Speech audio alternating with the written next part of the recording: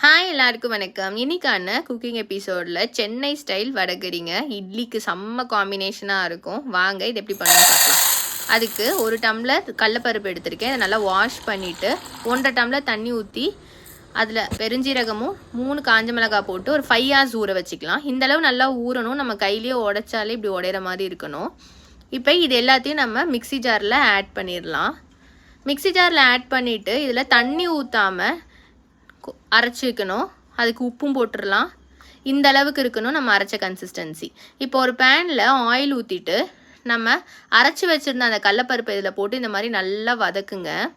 இது எப்பயுமே நம்ம ஆவியில் வேக வைப்போம், இல்லைனா வடை மாதிரி பண்ணி எடுப்போம். அதை விட இது நல்ல ஐடியாவாக இருக்கும். டேஸ்ட்டும் நல்லாயிருக்கும். இந்த கன்சிஸ்டன்சி தான் கரெக்டானது.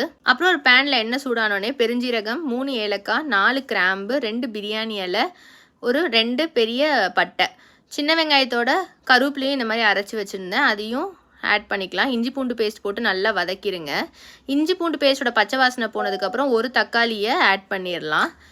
மஞ்சத்தூள் 1/2 டேபிள் ஸ்பூன், 1 டேபிள் ஸ்பூன் தனியா பவுடர், 1 டேபிள் ஸ்பூன் தனி மிளகாத்தூள், இதெல்லாம் போட்டு நல்லா வதக்கிடுங்க. க்ளோஸ் பண்ணிவிட்டு ஒரு 10 மினிட்ஸ் நல்லா குக் பண்ணிக்கலாம். இந்தளவு குக் ஆனதுக்கப்புறம் இதில் நம்ம 1.5 டம்ளர் தண்ணியை ஆட் பண்ணிக்கலாம். இப்போ நல்லா மிக்ஸ் பண்ணிவிட்டு தண்ணி நல்லா கொதிக்கணும்.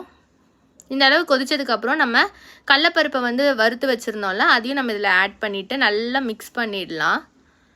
மிக்ஸ் பண்ணிவிட்டு க்ளோஸ் பண்ணிவிட்டு ஒரு 5 to 6 மினிட்ஸ் குக் பண்ணி கடைசியாக கொத்தமல்லி போட்டு இறக்குனிங்கன்னா நம்ம வடகரி ரெடி. ரொம்ப டேஸ்டியாக இருக்கும். இது ரொம்ப ட்ரை ஆகிற வேண்டாம், ஏன்னா இது நேராக கொஞ்சம் ட்ரை ஆக ஆரம்பிக்கும். கண்டிப்பாக ட்ரை பண்ணி பாருங்கள், ரொம்ப டேஸ்ட்டாக இருக்கும். இந்த மாதிரி மோர் வீடியோஸ்க்கு சப்ஸ்கிரைப் பண்ணி வச்சுக்கோங்க. Thank you, by.